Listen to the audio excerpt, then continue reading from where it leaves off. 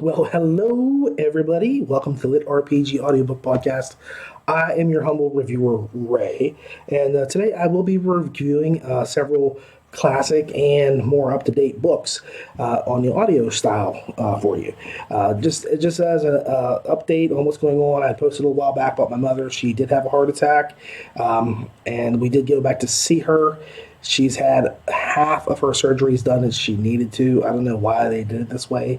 I guess she had a really bad occlusion and they could not do the stents the way they needed to. So they stented up some other vessels that were also clogged. And I know today they gave her her new surgery date. I don't know when that will be because my father is too lazy to get on the phone to talk to his son. So I will find out and I'll let you all know. But she is recovering. She actually sounds better today than she probably has in about 10 years. When my mother talked, she usually talked like this. And today I talked to her on the phone for about 20 minutes, and she was actually very much more vivacious and alert than I've seen or heard her in a long time. So that was very nice, and I was very happy to see she's getting well so long. So anyway, thank you for asking about that. Now, if I'm allowed, we will begin the show. Get ready, get set, crazy cats and chicks, here we go. All right, next up is Monster's Mercy by William D. Arand. This is one of those Arand-verse books, narrated by the ever-amazing Andrea Parsnow, with a book length of 14 hours and 36 minutes. Candles dotted the walls and gave the room a creepy, old-timey feel. Then Renee was free to move, at which point he promptly fell flat on his face and died. Renee's eyes opened unto a world of darkness. Stretching out in every direction, there was nothing. In fact, Renee had no eyes. When he tried to inspect himself, he found he was nothing. No feet, torso, hands, nothing. Case in point, he felt nothing, not even the monster behind his eyes. Laughter rang throughout the void, roaring, guffawing laughter. Now, that was absolutely hilarious. So here's a book that kind of blends elements of Dexter with his dark passenger premise, and a hint of elements from Fostering Faust with the alignment bar parallel, as well as bits of the Green Hornet. Yeah, I mean, Arand is kind of picking and choosing bits and pieces of different stuff and mushing them all together into a really great story. I really respect that. And Green Hornet is a story where a good guy takes on the persona of an underworld boss to get control of the criminal activity in his city. So he pretends to be a criminal in order to control criminals. And personally, I like the concept a lot here. I like the banter between the MC and his monster, so to speak. This iteration of the Arandverse focuses on Renee, a contract killer who is from our world. I keep using this stuff. One, because, of course, he's not in our world. He's stuck in a computer program, doesn't know it. Who is then killed, this Renee is killed, and then offered a new lease on life so long as he can keep his alignment meter filled to the brim with goodness. In other words, he's got a little stick here, and as long as it's topped off up in blue and it's all positive, he's okay. The minute it goes down, his okay goes into the toilet, flush. It's bad because he will not only die, but he's going to have an eternity of torment. And so, basically, bad stuff happens if he goes full-blown evil. The problem is that Renee has this dark passenger who has driven him to kill his whole life. Now, this alternate personality likes to speak in rhymes, and it's very much, and it's kind of like if you've ever read DC's The Demon, Etrigan, with Jason Blood. It reminded me a lot of that because, Etrigan is like this evil id type character, like it's housed inside of Jason Blood, and gone form of man arise the demon Etrigan. That's the the phrase to release the demon. And Etrigan is her rhymer. And in hell, rhyming is a sign of status. If you're a rhymer, you do that as evidence of your greatness. And so he's very proud of his ability to rhyme and his capability of doing so. And so this monster, they have a nice little backstory about like why the monster rhymes, and I think even why the monster exists. Like if you watch Dexter, Dexter becomes a serial killer, which they contradict themselves because anyway, he's left in this shipping crate after his mother's been chainsawed and there's blood everywhere.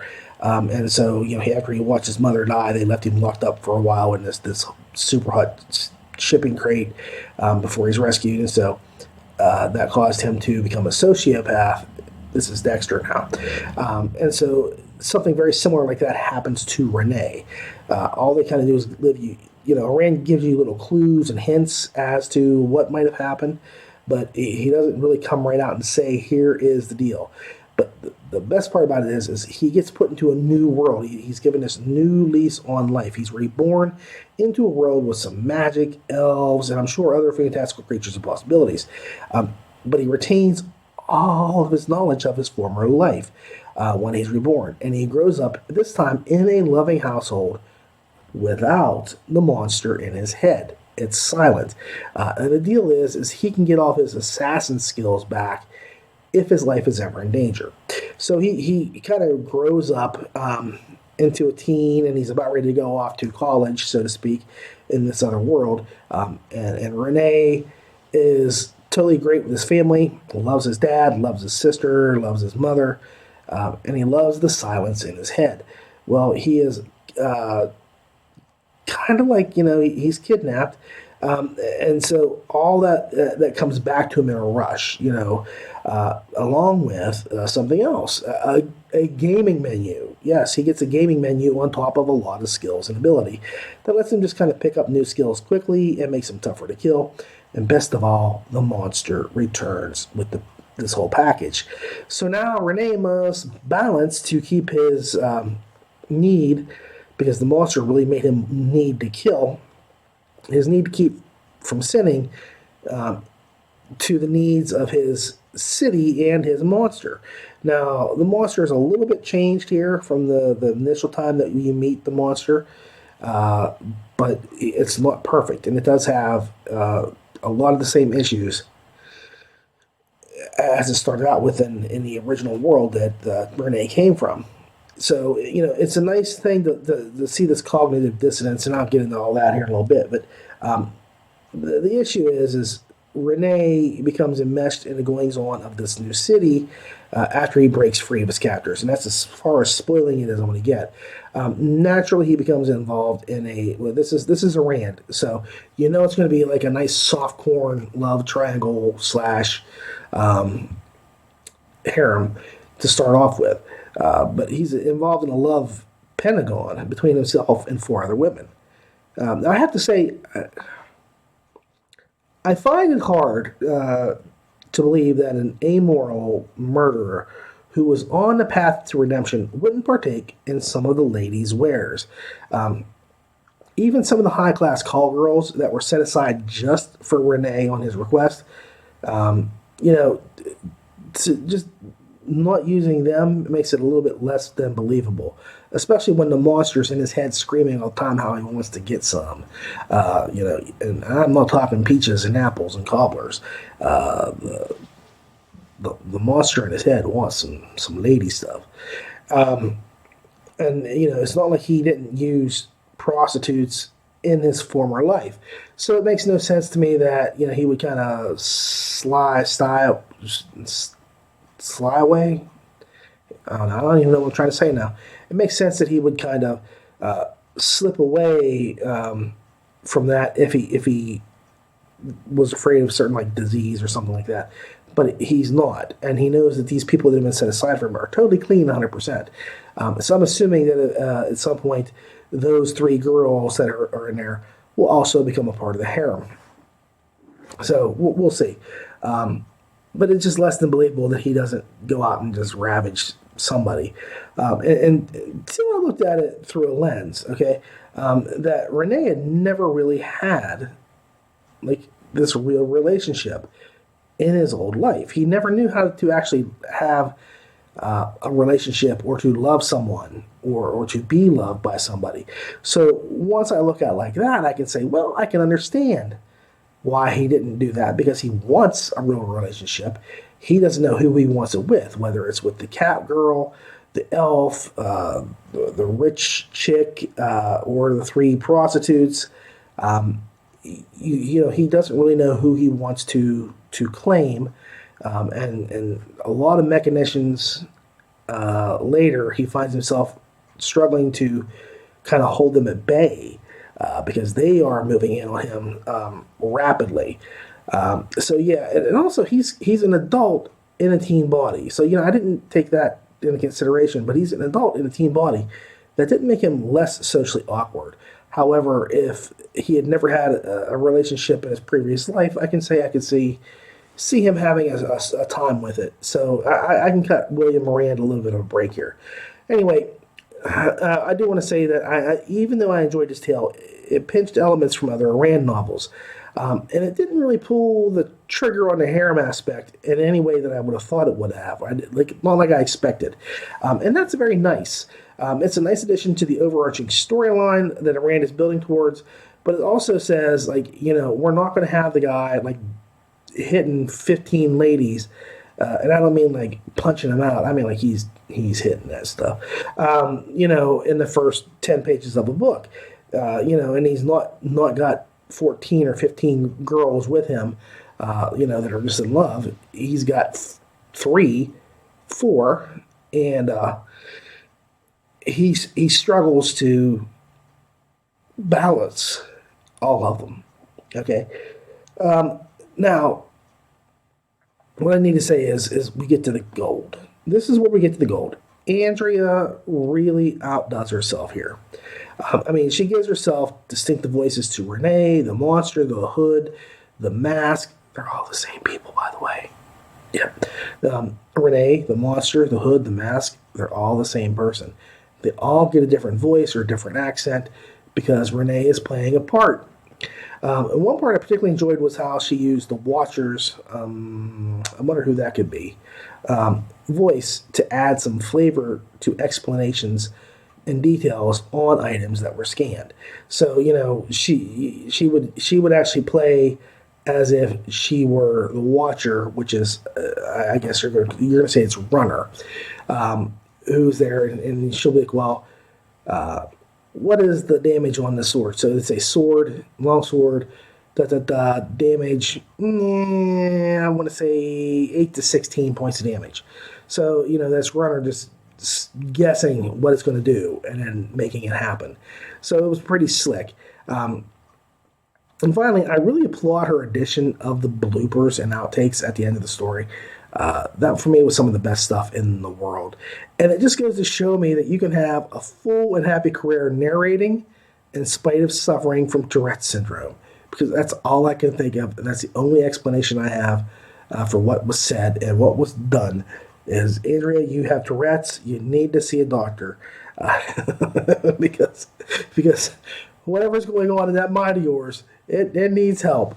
No, I'm serious. It was really funny. The bloopers were great. I think the first time the first time I laughed from bloopers was Justin Thomas James, and he was doing Domino Finn's Afterlife stuff, and I was laughing so freaking hard. I almost crashed. Thankfully, I was literally pulling into my garage, and I stopped to listen to the bloopers, because if I'd been listening to it, I probably would have hit something, just because it was that funny. And I was just like, oh my God, I can't believe she's saying these things and doing these things, and how is she doing both at the same time? I don't know. So final score is 8.3 stars. I really, really enjoyed this tale. All right. The next book up is Alexa Drey, The Veils of Lamerell, Barakdor, Book 2 by Ember Lane. It's narrated by Stephanie Dillard. This is the second book in the series of Barakdor. and it has a book length of 9 hours and 32 minutes. Wait, I shouted after him. Aren't you going to tell me how to play? I've no idea. He turned, just by the door. It was then I noticed his piercing green eyes. That's hardly my fault. No doubt the AI has fathomed a way to ease you in gently. Gently? He shrugged. Probably won't overload you with attributes and stats to start. They can be quite daunting if you don't know what they do. He smiled. Computers, AIs, they can be quite clever, whatever you think. And this one is programmed to at least try and keep you sane. He winked at me. Maybe it'll give you an experienced guide or two. Now strip off and get in. It's either that or a very boring couple of dozen years. He left without another word. Okay, so I have to admit, I haven't read book 1 yet, but my understanding is that this is a book that is only tied to the first one by setting alone. Book 1 has completely different MC, whereas the setting remains the same. I can't speak for the quality of book 1, but if it's like this one, it has to be pretty darn good. Now, to be honest, the premise is fairly simple. Earth is ravaged, and mankind's only hope is to go to the stars to live somewhere else. Hopefully somewhere nice, like Aruba or Jamaica. Ooh, I want to take you. Anyway, naturally, interstellar travel time is extensive. It takes a long time to go from one place to another without having, a wormhole. And no one wants to end up like the people in Wall-E, i.e. they grow to fit their chairs, so that they place their minds into this video game world to occupy themselves as they soar through the realm of space. Now, the MC has never been a gamer, and so this whole process is a little unnerving for them at first. The MC, Alexa Drey, finds herself in a fantasy world full of wizards and warriors, and the only thing that she really has going for her is her tenacity.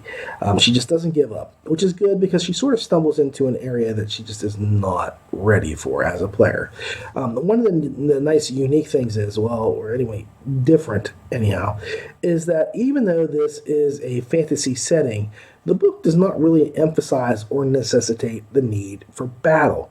And that is what is good about this book. It focuses on world building. It is chock full of interesting legends, traditions, and folklore. Alexa has companions who have no problem letting her fall flat on her face, and at times don't even seem quite as helpful as they should be, but she carries on. If in fact, Alexa is supposed to have this untapped magical potential that could lead to greatness, but she has a hard time getting anybody to even being willing to teach her how to apply those skills or to get the basics down. So it's kind of rough on her. Stephanie Dillard, and I'm sorry, I'm probably going too quick now because I'm really tired. It's really late, but I want to make sure I at least am fair about everything. I don't want to rush through this, but Stephanie Dillard does an amazing job here and does so very well that she is at once very familiar to me and yet also is a refreshing change. As I mentioned in another review where the narrator did not fit the story kind of thing, Dillard has no such difficulties. There are times where she reminded me of Andrea Parsnow, having such an eclectic set of vocal tools to choose from.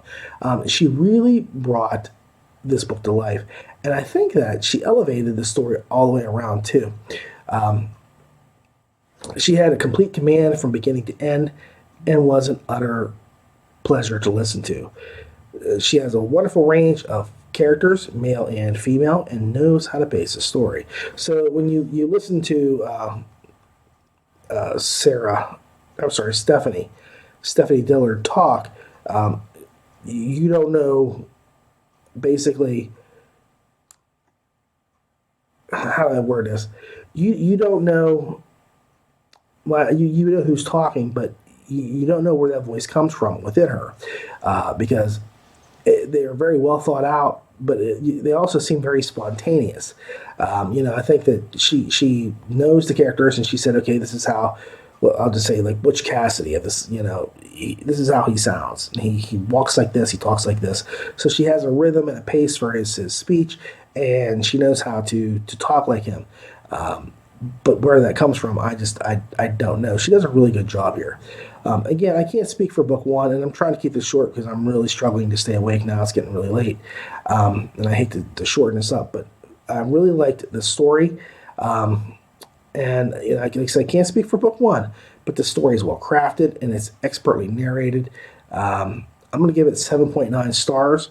It wasn't quite as perfect as I'd hoped, but it's pretty darn close.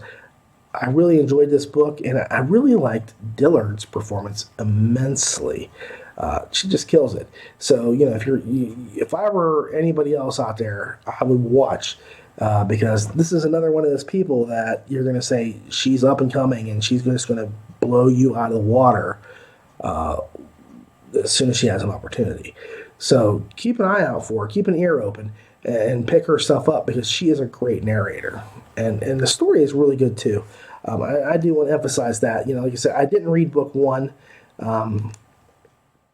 It's been a long time out, but Amber Lane does a really great job telling this tale. And I just think that now, having listened, I want to go back and see what happens in book one, but Stephanie doesn't have anything to do with it. So it would probably be weird for me to go back and listen to a story that the narrator for book two wasn't a part of. I like consistency with stuff. So anyway, that was the score. It is a solid 7.9 stars. I think you'll like the book, so check it out. A book that okay, I'll get into this. It's Core of Fear, a paranormal lit RPG dungeon core spirit core story by Jonathan Brooks, narrated by Sarah L. Colton, which is part of the Spirit Core series, book one. And this has a book length of 7 hours and 3 minutes. Hey, what gives? I was enjoying that. I know. That's why I stopped it. A voice interrupted his complaint. This is hell, Clive, not a day spa. You're supposed to be burning in the fires of hell for all eternity for your sins, which, congratulations, you have a lot of, not enjoying every minute of it. He couldn't see who was speaking to him, as he was back in the formless expanse that he had first experienced when he had died. It wasn't all enjoyable. It was quite boring after a while. See, that's what I'm talking about. Anyone else that had experienced what you did would have lost their sanity and screamed incoherently for eternity. But you got bored. I know that you felt the pain, but you enjoyed it more than anything, the voice said. As what was now obviously a female spoke, a figure started to materialize in front of his. Okay, so here's the deal, okay? This one is really hard for me to review, and I've kept this on the back burner for some time. And I think I've talked about it probably 2 or 3 times on other shows as I did other reviews. I'd say, well, I'll be talking about Core of Fear or something like that, and I really wanted to, because I really love Brooks' stuff. A lot of his stuff is fantastic. Hell, he's one of the most prolific writers in the dungeon genre, and he has a lot of great books to back him up. And that is the problem here. He has great books, okay? Books are easy to love or hate based on the writing alone. But when that book becomes an audiobook, it gets an additional element that can elevate or break the tale, the narrator. Now, first off, I want to say to Jonathan, props, dude, for doing a horror book. I am 100% in all the way for a horror novel, for LitRPG. No, we don't have enough. We need it. It is a desperately needed part of the genre. We have a few out there. Angel Ramon writes his zombie stuff. But overall, you don't see a lot of nightmarish, horror, scary stuff in this genre. Like Matt Denneman really just killed the other day with the Kaiju Surgeon book. But to me, that wasn't a horror. It was more of a gross splatterpunk kind of thing. With it was about body horror, if anything. And of course, it's easy to say that, but it wasn't like a scary, scary. We have elements, even though it had elements of serial killers and that sort of thing in it. It really, to me, it's not a horror novel. It's a splatter punk or a gore novel. But I would still call it horror. I'll keep it in that category just because we need that. So props, dude, for doing this. It's just one of those things. Horror is one of the things that are great for movie studios because they can kind of crank out, a silly premise for a few $1,000,000 and make huge money off of it. It is rare to see big budget horror movies, though. Horror movies are a B movie. Horror is just a B movie dweller 90% of the time. If you're lucky, it's a B movie horror dweller. Most of the times, it doesn't even get to that point. I mean, it's just weak sauce, and I'm not happy with the state of affairs in horror at the moment. Because some of the stuff to me is just stupid. Everybody talks about how great The Conjuring is, and I probably fell asleep on The Conjuring 3 times on 3 different occasions before I finally made it all the way through the movie. That's how bored it made me. It totally just made me want to fall asleep. And the second one, I won't even mention it, okay? I have high horror standards, and I grew up in the hack slash, so I can say, look, I've seen the trash and I've seen the classics. And so, this is one of those things where I take it very seriously. And Brooks is a true master of his craft. He seems to understand this genre that I love so deeply. And he weaves a very, very complex tale that stars an MC who isn't all that nice. If you want to be honest about it, he's a psycho that escaped from hell and returns to Earth to send innocent people into the abyss. So he's a real a-hole, okay, just to be nice about it. He's not the greatest cat in the orphanage there. He's a pretty rotten shamil. Now, the premise of the book itself is, it's just dark and it is unrelenting. And in my opinion, it's pretty freaking fearless. The book, it's unremorseful, unforgiving. I've said unrelenting, but I'll say it's unrelenting. The game mechanics, as always with Brooks, work really well. And they're a neat little addition to what could be just a horror novel unto itself. If Brooks really wanted to, he could have just made this a horror novel instead of a dungeon core story or a horror lit RPG, but he didn't. And I was actually... Literally was actually writing a horrorcore story myself until I listened to this book, and I stopped because they were just so similar in some of the ideas.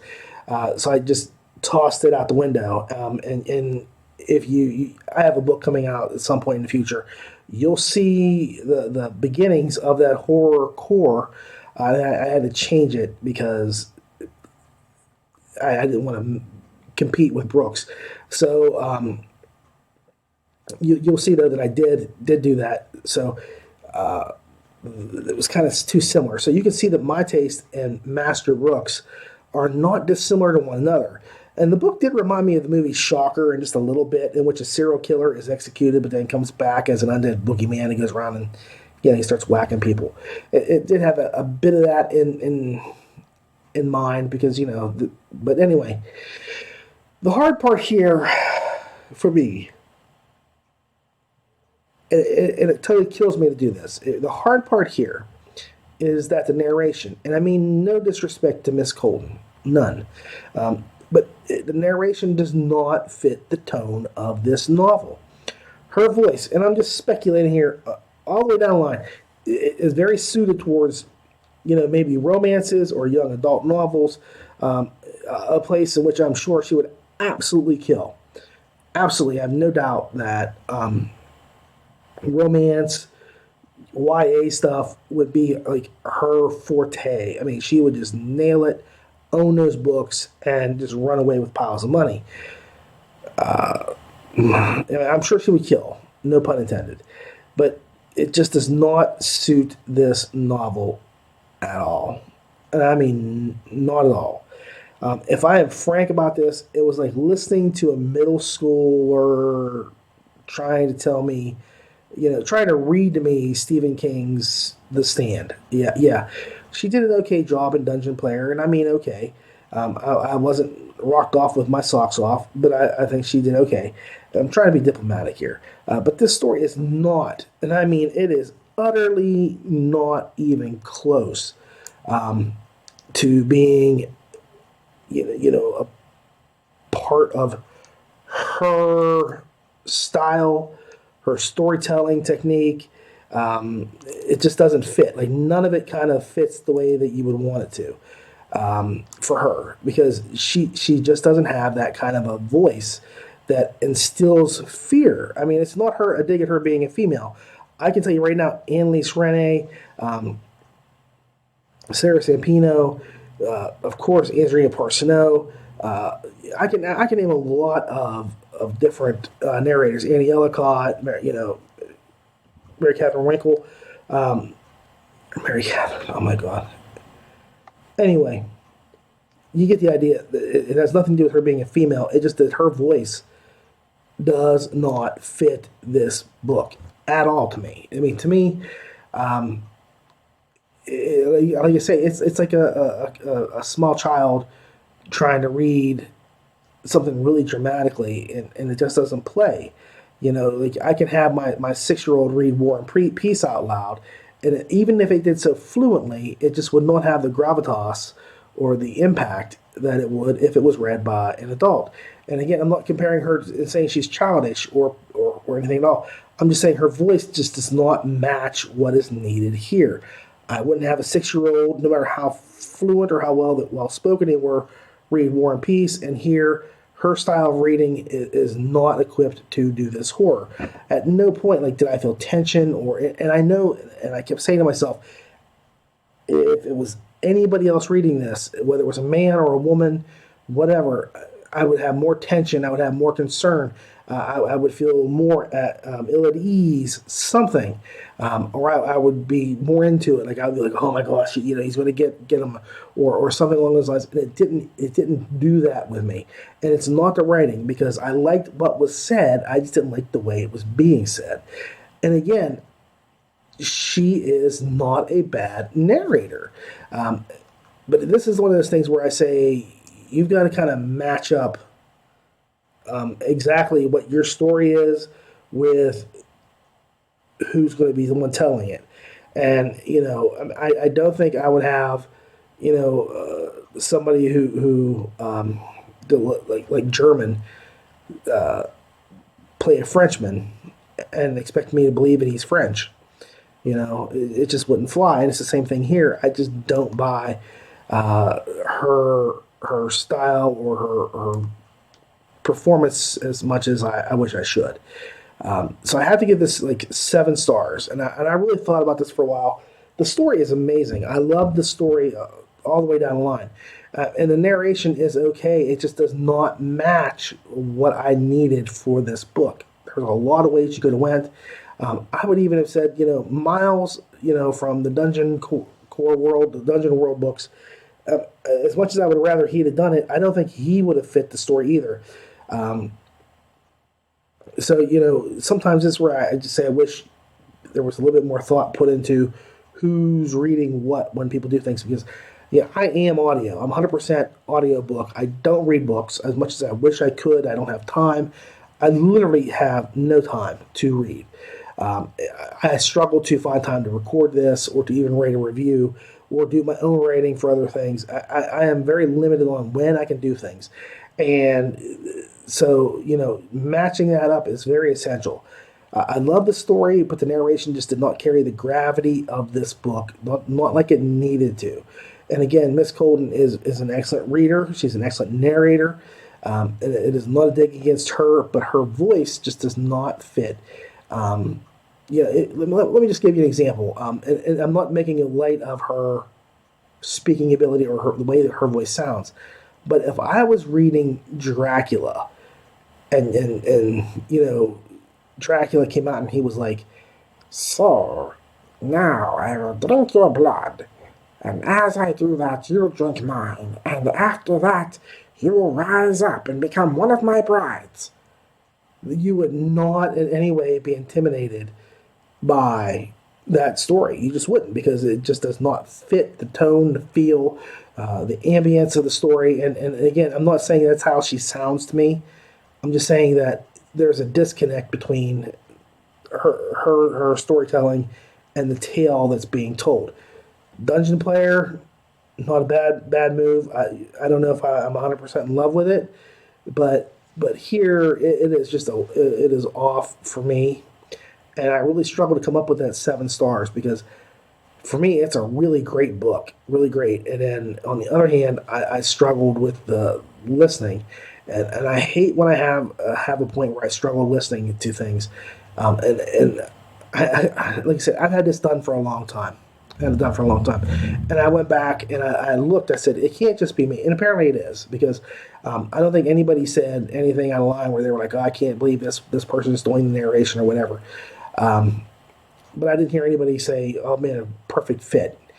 And I could be wrong. I don't really read reviews very often.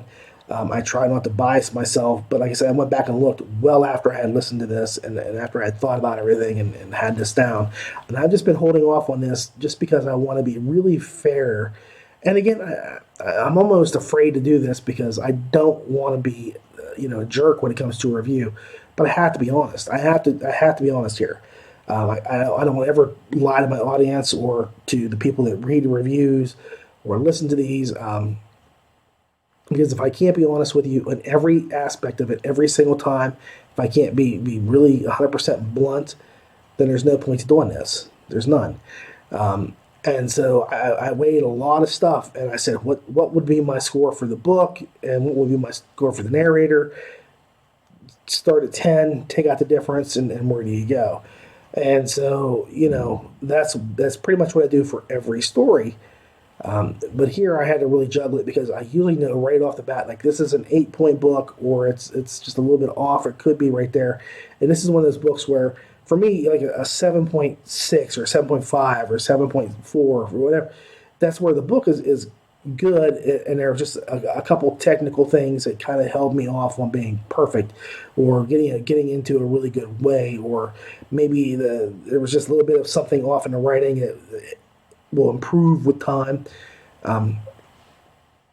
So, like I say, the story is really great, so I have to be fair about it. So 7 stars, and I'm sorry, Jonathan, and I'm sorry, Miss Colton, but I just hate to do this to you. And again, Sarah, I apologize because it is not a reflection on your ability. It just did not fit the way I think it should have.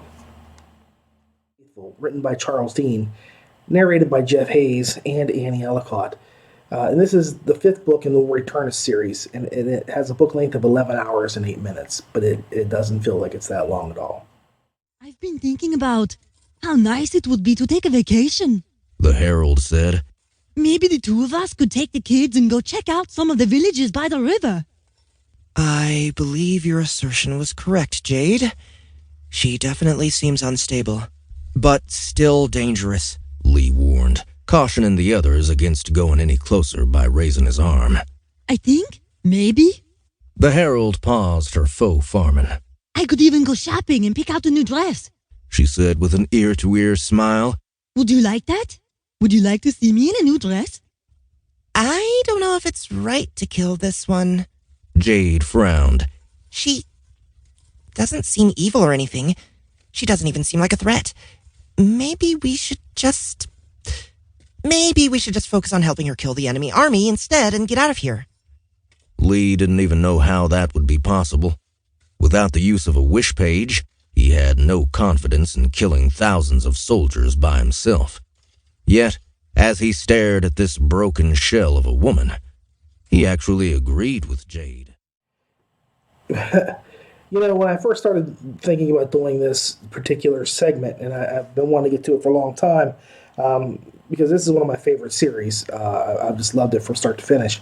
I really wanted to have a big pitcher of beer and just chug it down and go, one for Miller, and I just did not do that because the book is fantastic, but it ends on a somber note, and for me to kind of make light of what happens in the book and the way things happen at the end wouldn't be appropriate. the book itself is a very succinct and complete wrap up of the series, and it does it in a fantastic way. But let me get into this, okay? So here's the point: we've come to the end of the road. Lee and company have finally closed up shop after 5 fabulous books, and all I can say is it's been a heck of a ride. And the closeout's well worth it. I mean, the ending is bittersweet, but it has a rather realistic view of what it means to compete to become a god. And by that I mean, Lee he started out one way, and if you can't see the character arch in the series, I mean, you'll never see it. Because Lee definitely goes through this massive change from who he was at the beginning of the books to the end of this book itself. He just notoriously and amazingly and realistically it is portrayed how a mortal man would deal with becoming an immortal god, an all-powerful being. Like I said, I'm not saying it's Lee, okay? But that was his whole quest. He's got this whole thing. How does he deal with it? Because I can't tell you who wins the game. I don't want to do that. But for Lee, he has this arc. And, he goes through being a simple person to trying to be the last herald. And his arc of growth and change is just impressive. And again, I don't want to say whether he gets to the immortality. Somebody does. I'll say that. Somebody does get there. You may be surprised. You may not be. Maybe exactly what you're expecting. You may say, hey, I saw Charles doing this from a mile away. But either way, the growth of Lee from the beginning to the end of the series is incredible. And the lack of growth for Miller is just is spectacular, because Miller never really changes. Miller is one of those guys, and that's the great thing about side characters. Miller and Dave, they don't shift who they are. They are frozen points in time. They stay the same. They may do something a little bit differently here or there, but Dave is always a lech, and Miller is always a drunk who is violent. He's an abusive alcoholic, if you want to look at it that way. But they don't really change very much. They stay the same. The only one I can say that really, really, really has an issue is Jade. She kind of has an arc too, where she goes from being this crazy chick to being a lot more down to earth and focused and somber towards the end of the book. Again, it's that growth of I'm a herald, and I'm a human. I'm a herald. Becoming a god kind of growth that you see with Lee. And she tones down a lot from the first few appearances. She definitely has an arc too. And you, just like I say, you see how well Charles knows his characters and how well they are mapped out. But anyway, Lee and his companions are forced to accelerate their plans when this villainous Red Ramen, Red Ramen, yum. There you go. He's like the lord of the spicy chicken noodles or something along those lines. Begins eliminating all these heralds at a pace. It's crazy. It makes Lee look he's been napping for the last 4 books. On top of that, Augustus's favorite herald, that's Lee, has to contend with other heralds as well as Red Ramen and figure out a way to keep his party alive in spite of being separated by vast distances. Not differences. There are differences, but it's vast distances. Okay. The book focuses on interpersonal relationships between Lee and his entourage, but it does not skimp out on the violence and the bloodshed. No. That's one thing Dean is really good for. Bloody battles and swordplay. Miller and Dave have a really nice sequence, and the shrine to Lee bit made me guffaw. You just don't know how hard I laughed as Miller extolled the virtues of Augustus and his son, and he built a little altar with chicken and stuff like that, fried chicken to curry favor. Honestly, Miller just made this series for me. You have to say, of all the characters out there that I've read, Miller is by far one of my all-time favorites. I mean, you got like Raceland, Tasselhoff, Burfoot. There's Miller. I'm just saying, like those first two, they're my all-time favorite characters, and they're not main leads, even in their own books. Like when Raceland is with Caramon, it's really Caramon's arc that supersedes the whole story, and Taz is just along for the ride. Raceland is just the villain, so Caramon is the main lead in that Dragonlance novel series. So that makes Raceland and Taz like secondary characters, and they don't change. I mean, like Raceland does at the end, but Taz is Taz 100%. He's just the same from the beginning of the books until the very end of his life. And that's one of the things I love about Miller is he's immutable. He is immutable, unchangeable, unbending, unflexing, and he is who he is. So let's just face it, like side characters are always better than leads, just always. Miller's over the top insanity and devotion to Lee just made him one of my favorite characters. One thing I will say, without giving anything away, is that Dean does an excellent job, like I said before, showing how a mortal can go from being extremely attached to the people that they oversee and they work with every day and they interact with, to being pretty much apathetic and uncaring about the same mortals, maybe not the exact same mortals, but the same mortals of that world, as they become more powerful and ultimately more divine. Divinity has you get a changed perspective on interpersonal relationships for a reason. And there's a reason why Zeus hooked up with chicks but didn't stick around after the kids, they got pregnant and they had kids. He couldn't have cared less, and there's reasons why. And attachment is a really horrible, horrible thing to have. Being apathetic and uncaring is some of like the best stuff that Dean's written ever before. Like, seeing these characters do this, like I say with Lee especially, Lee really has this disconnect towards the end of the book from everything that's going on, and he has a tenuous lifeline that he finds at the very end. And it was kind of like what I was hoping for was going to happen. And again, I can't say if he won or not, but he does end up with the person that I wanted him to end up with. I'll give you that much. But you don't know who that is. You don't. Unless you've listened to me the last couple times where I said, I think, here's where Lee needs to be.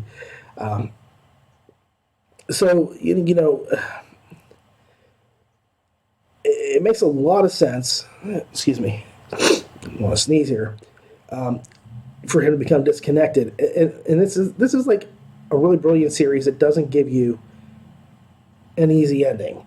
If you want happy endings, go to Disneyland. If you want gritty, emotional, and compelling stuff, and wrap it up in a big bow, then look no further. Dean has you covered. But you're not going to get that kind of story in Disneyland. You get the princess fell asleep and she's kissed awake and boom, it's true love. It's not here. It's not here. It's real the way things occur at the end. SBT handles the narration. SBT, for those of you in the non-know, is Sound Booth Theater. Jeff Hayes does the bulk of the lifting. I always kid Jeff about being the man of 1,000 voices, and I've often compared him to being like Lon Chaney of the vocal world. And he kind of compares himself more to being a Muppet. Like he has I know it's self-deprecating, but he'll say like, "Oh, I got this Muppet voice." And I'm not even going to argue with him about that. You can say he does, you can say he doesn't. But he can pull off voices. Like, his Miller is just the most perfect, Schwarzenegger riff ever. I mean, like, I could ask him to do that character all day long. And if he just, if like we met and he talked like Miller for 2 hours, I would never ever chide him for it because it is just so brilliant. But yet, I have to say that for him having this Muppet voice in his own words, there's no way that you can listen to the last hour of his storytelling and not get an emotional gut punch on par with a performance from somebody in, say, a movie like Sophie's Choice, like Meryl Streep style gut punch. wham, right in the gut. I mean, it is hard. I mean, I'll equate it to a kick in the nuts. I mean, everybody can understand the punch in the gut, but not everybody can understand the kick in the nuts. But that's how it feels. It comes across. It's overwhelming. It was subdued and it was nuanced and it totally blew me away. So give Jeff credit where it's due because he really pulled out all the stops on this. I finished that book, and it was days after I finished it. It still lingered with me from the tone and the timbre of his voice and the way he conveyed things. I really felt bad for what happens. And I'm not saying it's a horrible thing. It's a great story, but it's not something that you say, man, this is. And I'm saying this in a totally great way, by the way. It's not a feel-good book. It's a real book. It's a book with real consequences, real weight to it. And, a lot of that is because Jeff manages to convey that with just his voice. On the flip side, I will say Annie Ellicott also equally does an emotional turning of the screws. And she breaks your heart with not just one, but with several different performances.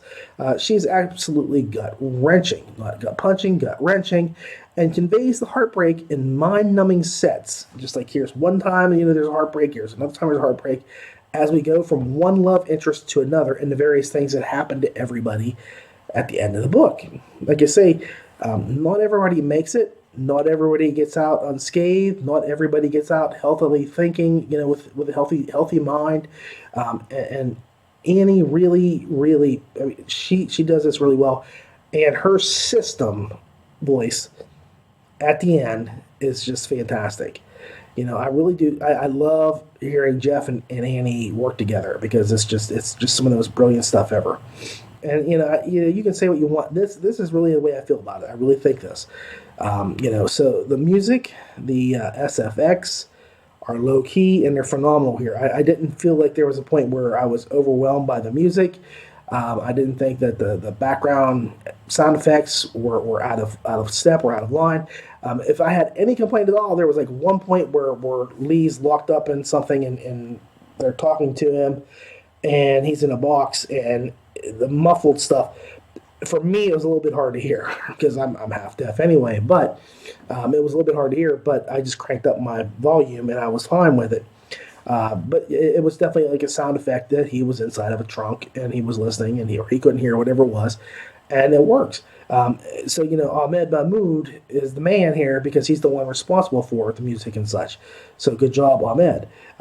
This is probably just some of the best work SBT has done up till now. I mean, there's no probably. This is clearly the best stuff they've done up to this point. And I just wish that there was like other narrators in here with them, so that I could even praise them as well, like Justin Thomas James and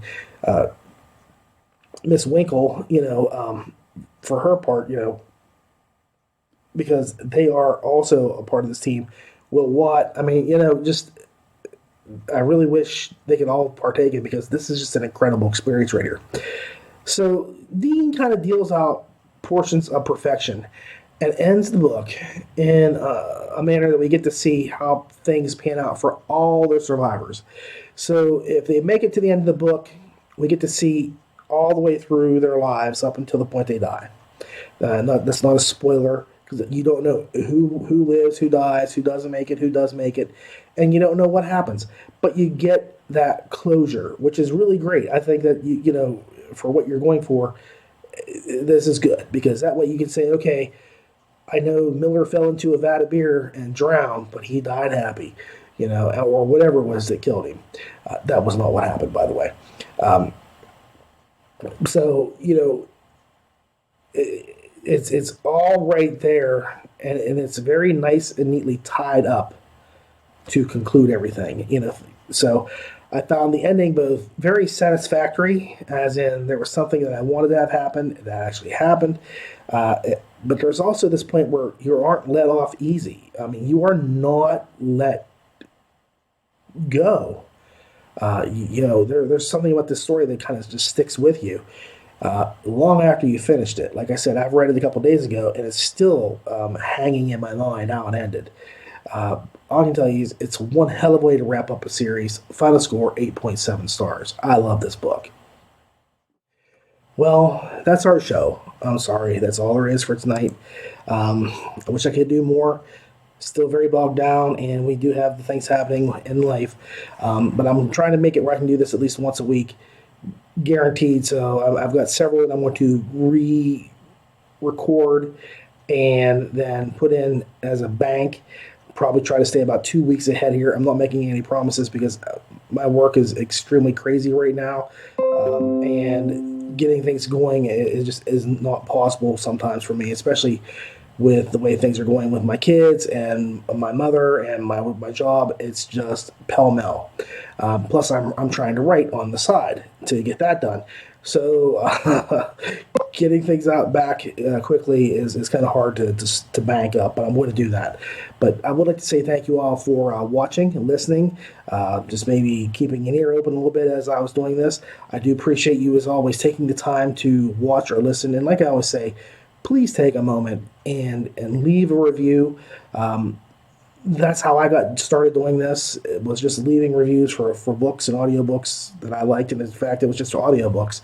And I kind of renewed my dusty writing skills through creative reviews. And I think it helped me get back into that writing game and that mindset of writing. So, get out and review just to help out an author, if nothing else. They always can use the help. The reviews help, and saying something about the book really is appreciated by them. So if you want to support us, you can do the same thing for us by, going to the LitRPG Audiobook Facebook page. We don't have a Facebook page. I'm talking about the LitRPG Facebook page itself, or the YouTube page, or just sharing like this video. And I sincerely hope you've enjoyed our show. As always, I ask you to please leave a comment or suggestion in the comment section below. And feel free to tell me whatever you like. I enjoy the feedback as well. Okay? You can always follow us on Facebook, Twitter, YouTube, iTunes, Google Play, and Stitcher. So again, thank you all, and keep listening.